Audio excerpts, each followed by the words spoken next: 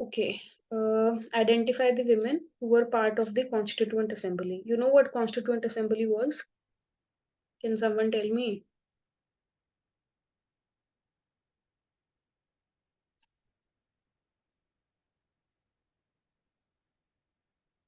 देखो, इंडिया का कॉन्स्टिट्यूशन बना, ठीक है? वो किन लोगों ने वो कॉन्स्टिट्यूशन बनाया? Do you have any idea about that? कि वो कौन लोग थे जिन्होंने इतनी बड़ी किताब जो कि पूरी कंट्री को 75 सालों से चला रही है, जिसके अंदर दुनिया भर के आर्टिकल्स हैं, दुनिया भर के प्रोविजंस हैं, एक से एक मतलब रूल है मैम, चीज का। हाँ। Who made? कॉन्स्टिट्यूशन तो I think doctor B R Ambedkar ने बनाया था ना। हाँ, बट क्या सिर्फ डॉक्टर बी आर अम्बेडकर ने बनाया था? पूरी कंट्री जो है वो किसी एक पर्सन की बनाई हुई बुक से चल सकती है? नो। नहीं चल सकती ना, अनलेस वो पर्सन जो है वो कहीं का राजा ना हो, है ना? तो नहीं चल सकती, because we are talking about democracy here. तो किसी एक पर्सन की बनाई हुई बुक से तो चल नहीं सकती। तो कौन लोग वो बुक बनाएंगे? जो कि लोगों के चुने हुए लोग होंगे, बिकॉज हमें एक डेमोक्रेटिक गवर्नमेंट बनानी है, डिक्टेटरशिप नहीं बनानी ना। तो दैट इज वाई एक इलेक्शंस हुए थे 1946 के अंदर, ठीक है? जो कि उन लोगों को चुनना था, ठीक है, जो कि मतलब कॉन्स्टिट्यूशन बनाएंगे, ठीक है? ऑल्दो लाइक आई एम थोड़ा सा मिक्सअप कर रही हूँ मैं यहाँ पे। वो कॉन्स्टिट्यूएंट असेंबली के लिए वो इलेक्शंस नहीं थे, उससे पहले जो थे जनरल इलेक्शंस जो होते हैं, ठीक है, उसके लिए वो इलेक्शंस थे, लेकिन उसी को मान लिया गया था कि यही लोग जो है ये कॉन्स्टिट्यूएंट असेंबली का पार्ट बन जाएंगे। तो इनडायरेक्टली ऑल्दो वो लोग इलेक्टेड थे कि भाई उनको पहले लोगों ने प्रोविंशियल लेजिस्लेचर वालों को इलेक्ट करा था, ठीक है, और प्रोविंशियल लेजिस्लेचर वालों ने फर्दर कॉन्स्टिट्यूएंट असेंबली वालों को इलेक्ट करा, ठीक है? लेकिन स्टिल मतलब some part of representation of people was there, although they were indirectly elected. Indirect election क्या होता है? जिनको आप डायरेक्टली इलेक्ट नहीं करते हो, बल्कि जिन लोगों को आपने चुन के भेजा, आपके रिप्रेजेंटेटिव्स फर्दर उस पर्सन को इलेक्ट करते हैं। जैसे इंडिया में फिलहाल के लिए प्रेसिडेंट और वाइस प्रेसिडेंट का इलेक्शन होता है, ठीक है? तो कॉन्स्टिट्यूएंट असेंबली में भी ऐसे बहुत सारे लोग जो थे वो गए थे, ओके, और उन्होंने मिल करके ये कॉन्स्टिट्यूशन बनाया था। अब जितने भी लोग वहां का पार्ट थे उस पूरे फ्रेमवर्क को बोल देते हैं कॉन्स्टिट्यूएंट असेंबली, ठीक है? तो उन लोगों ने मिल करके जो है, how many days did it take? I think 2 years 11 months and 18 days it took to frame Indian constitution. क्योंकि हर एक प्रोविजन जो जो वहां पे लिखा गया, हर एक आर्टिकल, उसके ऊपर बहुत ज्यादा डिबेट एंड डिस्कशन हुई है। हर एक क्लॉज, एक पॉइंट के ऊपर, जैसे clause A B C D किसी आर्टिकल का, because it is not a small thing, right?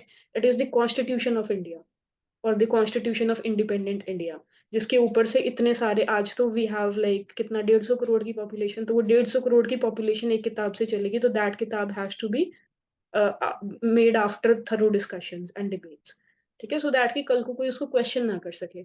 Although question होता है कॉन्स्टिट्यूशन, लेकिन फिर भी it has a lot of legitimacy, right? है ना?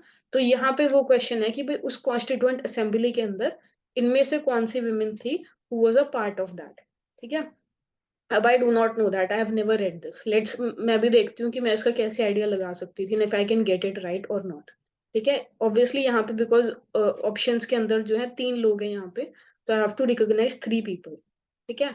मुझे ये पता है, और ये चीज आपको भी बताई जाएगी जब हम वो पर्टिकुलर यूनिट करेंगे, दैट लक्ष्मी सहगल जो थी, she was the first women who contested presidential election, ठीक है?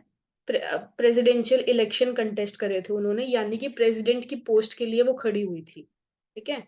तो उनके नाम के ऊपर वोटिंग करी गई थी, but she did not win it. The first person who was elected, first woman who was elected as president of India was,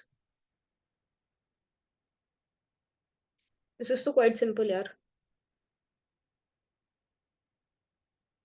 प्रतिभा। हाँ,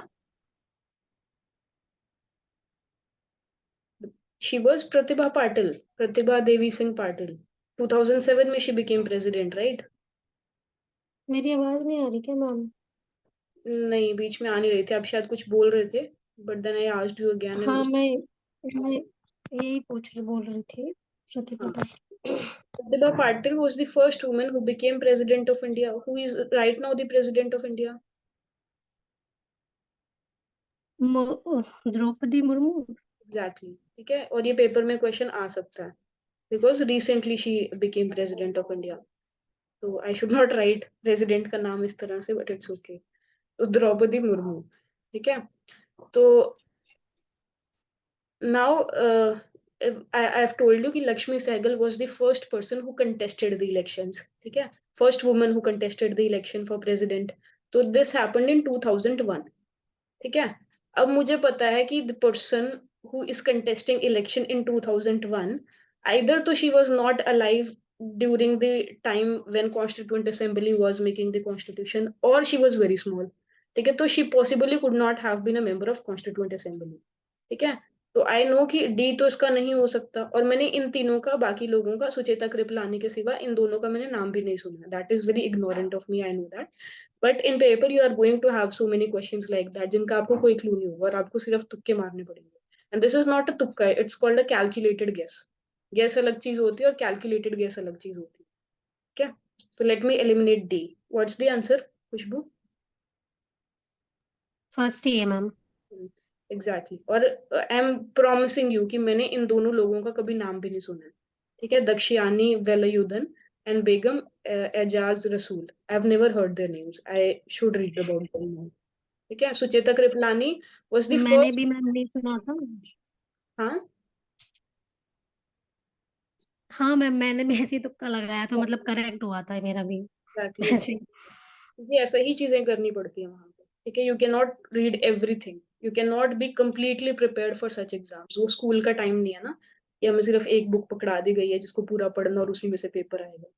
ये अलग अलग जगहों से ये बनते हैं, ठीक है। You can not read everything in a particular subject because you are not experts in that subject. और अगर आप एक्सपर्ट्स बन भी जाओ तब भी यू कैन नॉट क्लेम कि you know each and every question, ठीक है। तो no one can do that. तो always remember that, that is why cut off जो है वो कभी भी फुल नहीं जाती, हमेशा कम होती है, और वुमेन स्टडीज की तो और भी कम होती है, ठीक है।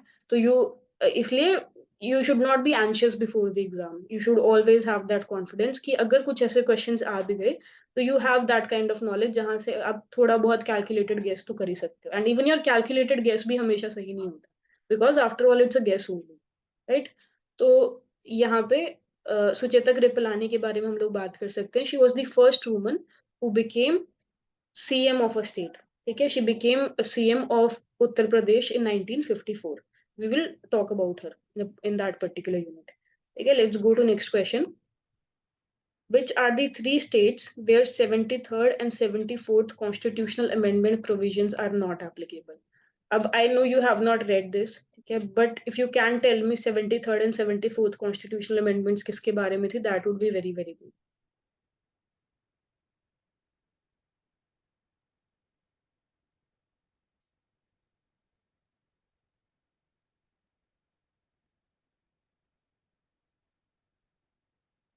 No idea?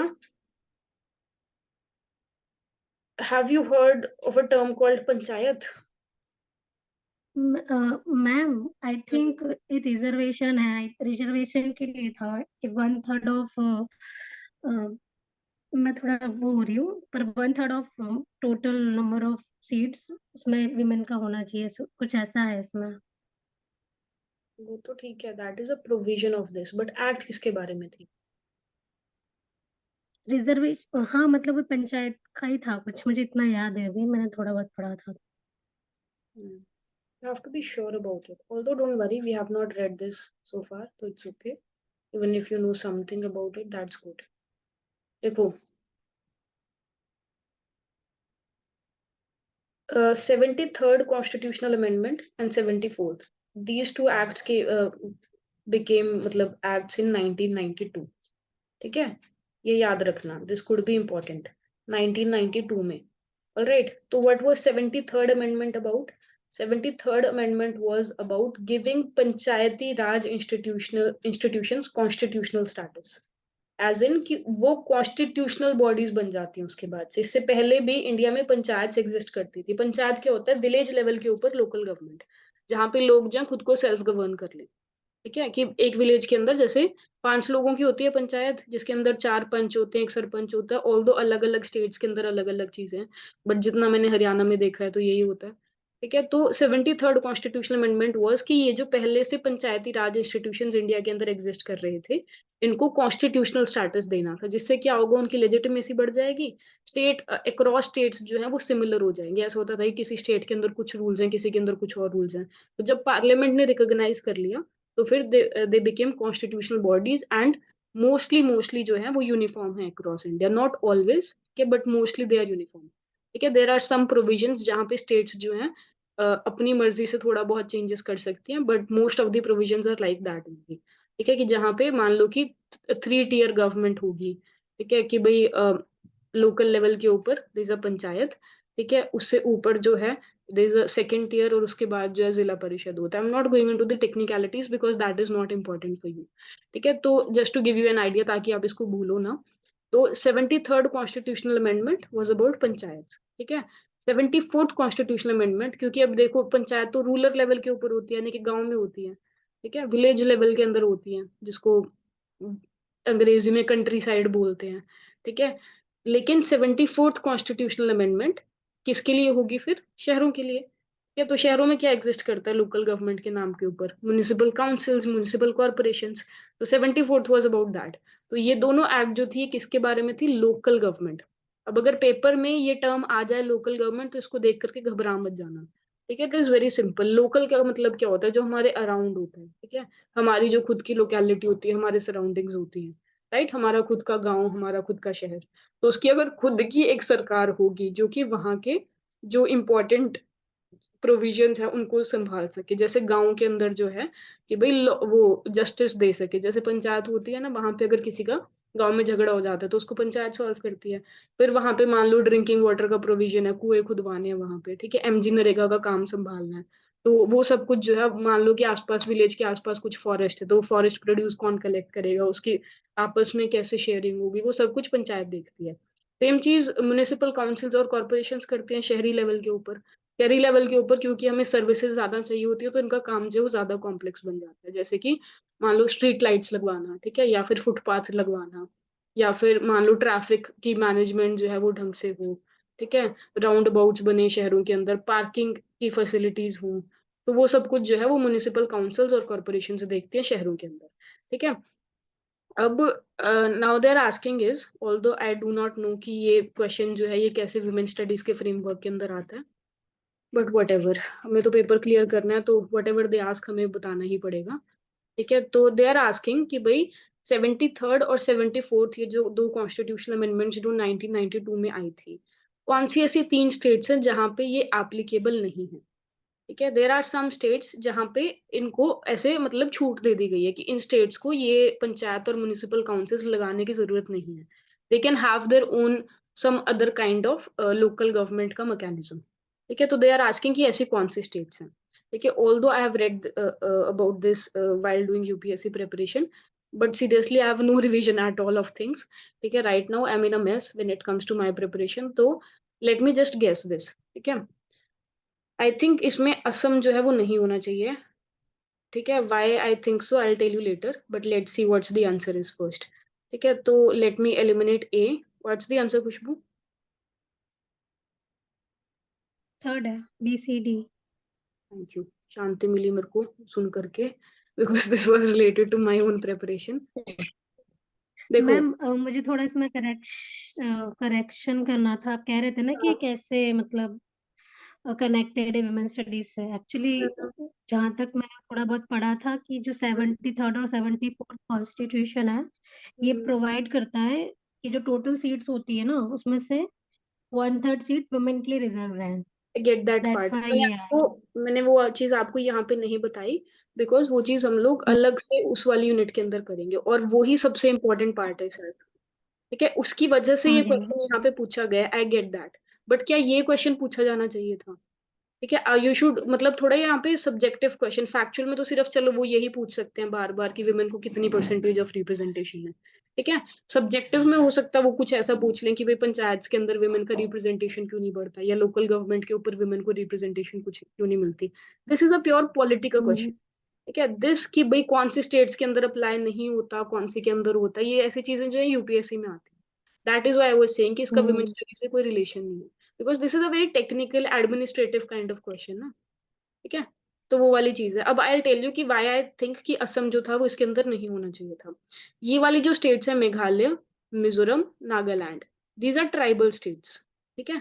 और जहां जहां पे भी ट्राइबल स्टेट्स आती है वहां पे कॉन्स्टिट्यूशन ऑफ इंडिया जो है थोड़े से अलग मैकेनिज्म्स प्रोवाइड करता है उनकी सेल्फ गवर्नेंस के लिए, बिकॉज वो प्रिंसिपल रहता है कि आपको ज्यादा इंटरफेयर नहीं करना उनकी मैकेनिज्म के अंदर, because there has to be some kind of local autonomy या स्टेट ऑटोनॉमी, ठीक है, when it comes to governance.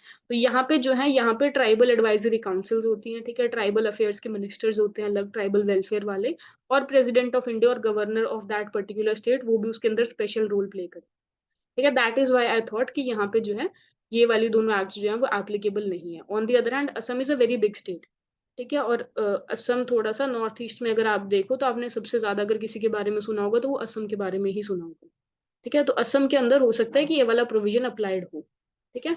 तो that is why I eliminated A और आंसर बिकम्स 3। ऑलराइट, नाउ ये वाले क्वेश्चंस देख करके तो मेरे को और भी ज्यादा लगा था that this paper was really really easy, ठीक है। तो I will just name this और आप लोग मेरे को बताओगे। आई नो कि you guys have not studied all this, but just ऐसे तुक्का मारने के लिए बताओ, लेट्स जस्ट पार्टिसिपेट, ठीक है, you do not have to be correct. तो Martha Nussbaum, this is the name of theorist, Martha Nussbaum, Judith Butler, Maria, Capability approach. Capability Sharmila approach. Rege, ठीक है। Capability. Yes, Martha Nussbaum capability approach, that is correct. Judith Butler, चलो वो छोड़ दो। Gender performing, Sharmila रेगे का बताओ पहले। Dalit feminist standpoint. Exactly. D का Ecofeminism, Maria Mind. यहीं पर रुको, यहीं पर रुको, because I need to explain to you कि ये क्वेश्चंस कैसे बहुत ज्यादा सिंपल और आप इनको कैसे अटेम्प्ट कर सकते हो। मान लो कि भाई एक second, where is that Sharmila Rege वाला ऑप्शन। हाँ, अब देखो, मान लो कि आपको बाकियों के बारे में आपने नहीं सुना, ठीक है, although Maria mice have already taught you ecofeminism में भी और उसमें भी, मार्क्सिस्ट वाले में भी, ठीक है। तो शर्मिला, मान लो कि आपने बाकियों का नाम जो है वो नहीं सुना, तो हमने देखा इतना तो हमें पता ही होगा, Sharmila Rege is a very very famous scholar, ठीक है। और अगर आप थोड़ा बहुत भी पढ़ के जाओगे ना विमेन स्टडीज का एग्जाम के लिए, तो आपको ये पता होगा कि दलित फेमिनिस्ट स्टैंड पॉइंट थ्योरी जो है वो शर्मिला रेगे का उसमें बहुत ज्यादा काम है, ठीक है। तो मैंने बस ये देखा कि डी का 1 है, राइट। अब मैंने वो वाले ऑप्शंस आइसोलेट कर लिए जिसमें डी का 1 है, राइट। तो अब देखो इन वाले क्वेश्चंस के अंदर जो है बाकी वाला सिंपल बन जाता है, बिकॉज ऑलरेडी मैंने 2 एलिमिनेट कर दिए हैं, ठीक है। अब मैं बाकी चीजों के ऊपर देख सकती हूँ। नाउ आपको थोड़ा बहुत आइडिया इसके अंदर होना चाहिए है, ठीक है। जैसे कि मैंने आपको बोला कि मारिया माइस वी हैव ऑलरेडी टॉट, तो लेट्स जस्ट सी कि सी का 2 है, ठीक है। तो ओनली ऑप्शन जहां पे सी का 2 है और डी का 1 है, दैट इज फोर्थ ऑप्शन, ठीक है। आपको सारे ऑप्शंस पढ़ने की जरूरत भी नहीं होती, बिकॉज ये वाले जो मैच दी फॉलोइंग क्वेश्चंस हैं ये बहुत ज्यादा सिंपल होते हैं। You can save time here and invest this time in paper 1, ठीक है, क्योंकि उसके अंदर अगर आपका मैथ्स वाला बैकग्राउंड नहीं है, आप ह्यूमैनिटीज से ही हो, which I think most of the gender studies के स्टूडेंट्स ह्यूमैनिटीज से ही होते हैं, ठीक है, तो फिर आप वो वाला, आपको वहां पे टाइम लगेगा। तो इन वाले क्वेश्चंस के अंदर बी कॉन्फिडेंट इनफ कि whatever you will take ना after reading 2-3 options that will be correct, okay. और अगर आपके पास टाइम है तो obviously you can always be careful, लेकिन अगर आपके पास टाइम आपको कम लग रहा है तो you can do it, alright. तो this was very simple question. Then we have name of some books, ठीक है। Now this is, let me see, Virago press, MS magazine, Zubaan books, women unlimited. मैंने MS magazine के सिवा और कोई option जो है वो इनमें से कभी नहीं सुना, ठीक है, but let's see. I know Urvashi Butalia की एक बुक है जो बहुत ज्यादा फेमस है, that is related to partition history and women in that, ठीक है। तो लेकिन दैट हियर इज नॉट। तो Ritu Menon, Gloria Steinem, Carmen Callil. अब मेरे को लगता है कि may be Ritu Menon is associated with MS magazine, या may be Gloria Steinem. Let me see. D का 1, बी का 4, सी का 3।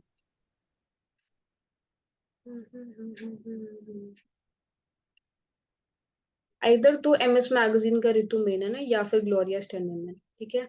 And I could have made a guess only through that. तो what's the answer Khushboo? Third ma'am. Third, yes, मैंने पहले वही देखा था। सी इसके अंदर क्या है, सी का 2 है, yes, Gloria stannum, MS magazine. ठीक है, दिस बिकम्स थोड़ा सा confusing sometimes because as far as I read M's magazine, I know that there was some foreign scholar and there was some Indian scholar. So I got confused with the name of the Indian scholar. Okay, so this all of this happens in exam और इससे भी ज्यादा होता है. ठीक है, तो always manage that kind of confusion because if you revise enough, ठीक है, अगर आप बार बार रिवाइज करते हो चाहे आपने कम भी पढ़ा हो, बट अगर आप बार बार रिवाइज करते हो उस कम वाले को भी, तो वो भी आपके क्वेश्चन जो है मैक्सिमम सही करवा दे. ठीक है, तो ग्लोरिया स्टेनम का एमएस मैगजीन है and this is the only option जहां पे सी का 2 है, तो आप इससे वो कर सकते हो. लेट्स सी अदर ऑप्शंस क्या हैं. Urvashi Butalia is Zubaan books. Okay, Ritu Menon is women unlimited. All right, and Carmen Callil is Virago press. अब ये वाले जो सारी चीजें हैं ना, let me also tell you one more thing. आप एक काम करोगे, when you will be done with all this, ये अभी कर लो, बाद में टाइम नहीं लगता. जो ऑप्शन करेक्ट है वो तो है ही है. ठीक है, मान लो कि चलो ये चीज थी,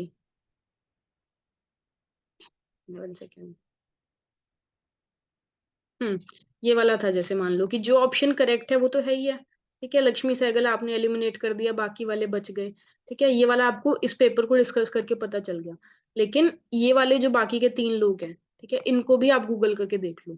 ठीक है, क्योंकि पेपर में रेपिटेशन बहुत ज्यादा होती है. हो सकता है अगले साल कोई डायरेक्ट क्वेश्चन सिर्फ और सिर्फ दक्षियानी वेलायुधन के ऊपर आ जाए. ठीक है, या फिर बेगम एजाज रसूल के ऊपर आ जाए. ठीक है, तो ये वाले मतलब कहने का मतलब ये है कि आपको जितने भी ऑप्शंस इस बार वाली या प्रीवियस ईयर क्वेश्चन पेपर के अंदर आए हैं, आपको उनके बारे में भी पढ़ना है. ठीक है, and that is the best strategy you can have while doing previous year question papers. तो मैंने ये चीज 2021 के क्वेश्चन पेपर के साथ करी थी और उसके नोट्स जो थे वो मैंने फर्स्ट कोर्स में दे दिए थे, तो वो मैं अभी भी दे दूंगी. लेकिन बाकी वाले जो पेपर्स हैं उनका आप खुद ही करोगे. ठीक है, और जो जो भी ऑप्शंस ऐसे हैं जिनके बारे में आपको कोई आइडिया नहीं है, just Google them, make short notes of information on them and that will be very very very helpful for you. ठीक है, ये हर एक एग्जाम के अंदर ये स्ट्रैटेजी काम करती है. ओके,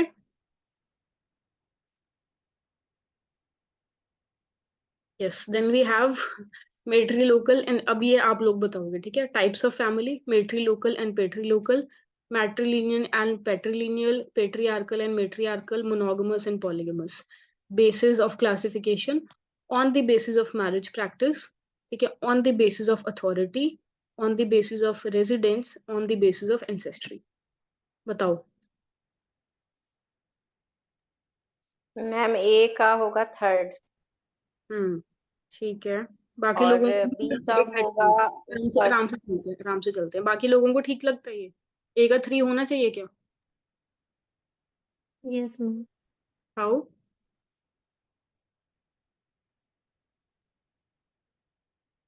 बिकॉज वर्ड देखो, यूज हुआ है ना, लाइक मैट्री लोग, मतलब मैंने लोकल इतना नहीं मतलब पढ़ा क्या लेकिन वो. होता है? हाँ, वही बता रही हूँ ना यार. देखो, there is something called as word breakdown. ठीक है, आपको कोई ऑप्शन नहीं हम्म, समझ में आता ना, तो उसको तोड़ के देख लो कि इसका क्या मतलब हो हम्म, सकता है. लोकल, ठीक है, लोकल से, अब I know this is a long short वैसे, बट इतना भी नहीं है कि लोकल इज बेसिकली हमारी सराउंडिंग्स की तरफ रिफ्लेक्ट कर रहा है. The kind of situation, the kind of places we inhabit, है ना. तो लोकल का मतलब हो सकता है कि रेजिडेंस हो, राइट. तो मेट्री लोकल का मतलब होता है कि जब शादी के बाद जो है लड़का अपना घर छोड़ करके लड़की के घर में आए. और पेट्री लोकल का मतलब है कि भाई शादी के बाद लड़की अपना घर छोड़ करके लड़के के घर में आए. ठीक है, तो जैसा कि पेट्री लोकल जो है वो ज्यादा प्रैक्टिस किया जाता है, लेकिन एज आई टॉट यू पहले भी कि इस तरह की प्रैक्टिसेस, मेट्री लोकल वाली प्रैक्टिसेस जो है वो बाकी जगहों पे होती है, इंडिया में भी होती है. ठीक है, सो इसमें हमेशा लोकल से याद रखना कि it is on the basis of residence. ठीक है, कि भाई कहाँ पे आप रहोगे, it is because it is pointing towards your surroundings and the place in which you live. ठीक है, नेक्स्ट वी हैव पेट्रिलिनियल एंड मेट्रिलिनियल. अब बताओ विजेता, what were you saying? Ma'am first होगा इसका. On the basis of marriage practice, patrilineal and matrilineal. Okay, किसी और को कुछ बोलना है इस पे? इसका फर्स्ट होगा मैम, बी शी का. इज सेइंग कि बी का फर्स्ट होगा, मैट्रिलिनियल एंड पेट्रिलिनियल का on the basis of marriage practice. पर बैट मैम, बी का तो ऑप्शन में ही फर्स्ट नहीं है. अच्छा, तो आप वो छोड़ दो, ऑप्शन छोड़ दो. आप बताओ आपके हिसाब से क्या होना चाहिए इसका? Fourth. On the basis of ancestry, that is right. See Vijeta, the thing is कि मैं आपको ये वाला मैरिज प्रैक्टिस वाला ऑप्शन मैं बताऊंगी आपको। मैट्रिलिनियल एंड पेट्रिलिनियल का मतलब क्या होता है? देखो यहाँ पे क्या है, लाइन दिख रहा है आपको, वहां पे मैट्रिलिनियल, राइट, पेट्रिलिनियल, यहाँ पे लिखा हुआ ना लाइन, है ना। तो लाइन का मतलब क्या है, आपकी जनरेशन वाली लाइन, जैसे जो आपके दादा परदादा से आपके पापा तक होते हुए, this is a very patriarchal thing. हाँ, बट मैट्रिलिनियल का मतलब होगा कि जैसे जो लाइन आपके नाना से चलती आ रही है, ठीक है, और या फिर जो आपकी मदर साइड से लाइन चलती आ रही है, आपकी नानी से चलती आ रही है, मैट्रिलिनियल वुड बी दैट, ठीक है। पेट्रीलिनियल वुड बी कि भाई जो लाइन जो है वो आपके पेटर्नल ग्रैंड पेरेंट्स की तरफ से चलती आ रही है, ठीक है। तो एक साइड पे एक लाइन है जो आपकी नानी की साइड से चलती आ रही है, यानी कि जिसके अंदर विमेन को इंपॉर्टेंस मिल रही है, ठीक है। और एक साइड है जहाँ पे मतलब जो लाइन आपके दादा से या आपके पापा से, मतलब कि on the side of male चल रही है, ठीक है। तो इसको यहाँ से याद रखना, line and line, this reflects ancestry, ठीक है, कि भाई आपके यस मैम। एंसेस्टर्स जो है वो कौन सी लाइन चल रही है, तो आपको ये लाइन से याद रहेगा यहाँ पे, ऑलराइट। तो बी यस का इस वजह से फोर्थ होगा, ठीक है। Then we have patriarchal and matriarchal, और ऑप्शंस दो बचे हमारे पास, on the basis of authority, on the basis of marriage practice. Now tell me कि सी का क्या होगा। Authority ma'am, I think. Authority, okay, authority बोला ना आपने, आवाज नहीं आ रही थी। Yes ma'am.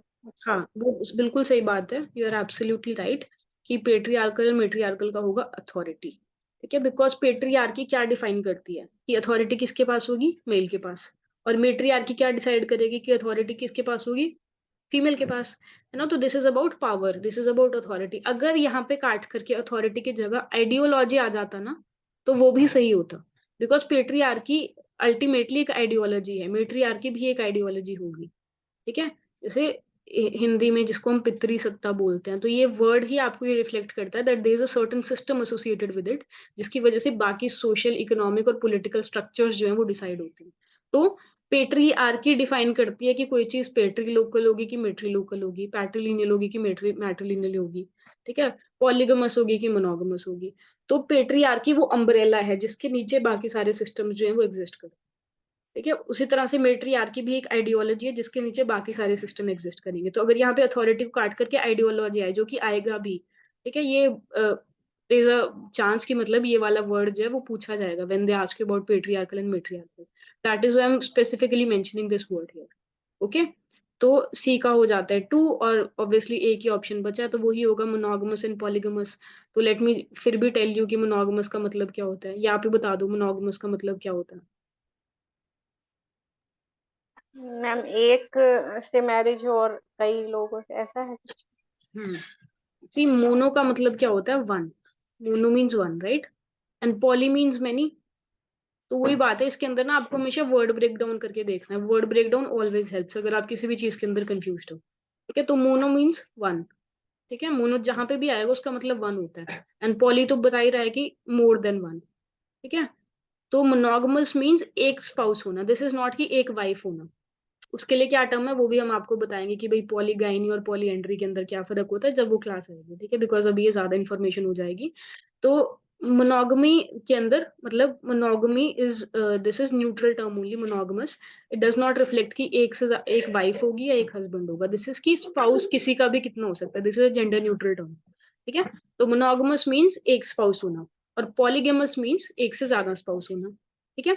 तो ये वाला तो स्पाउस, ये सब कुछ हस्बैंड वाइफ, ये सारी चीजें तो मैरिज के बाद ही होती हैं। तो ऑप्शन में क्या है, on the basis of marriage practice, ठीक है। तो इट बिकम्स इजी। अब इसके हिसाब से देख लेना कौन सा ऑप्शन मैच करते हैं, या लेट मी डू इट। ए का 3, ठीक है, ओके, ये एक ही से निकल जाता है क्योंकि सिर्फ एक ही ऑप्शन है जहाँ पे ए का 3 है, ठीक है, और बी का 4 है, करेक्ट, सी का 2 है, और डी का 1 है। तो option is 3, right Khushboo? Yes, ma'am. ठीक है, all right, next we have match list 1 with list 2 again.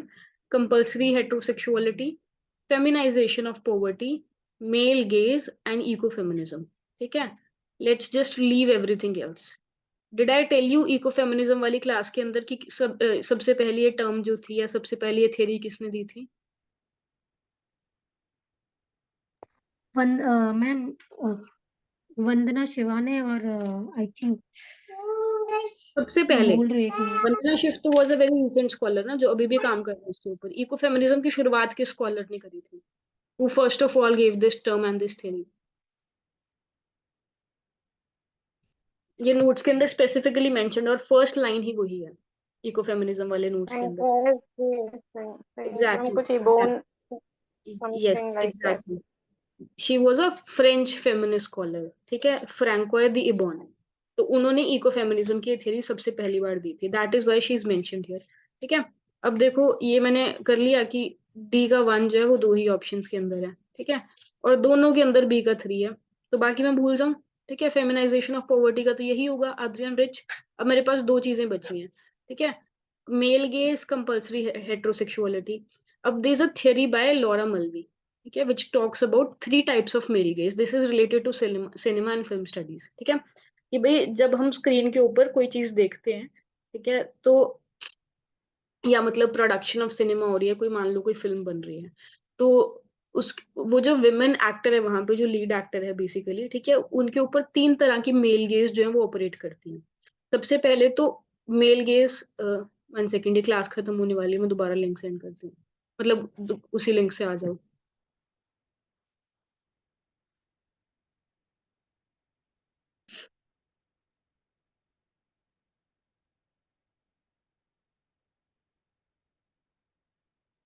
Hmm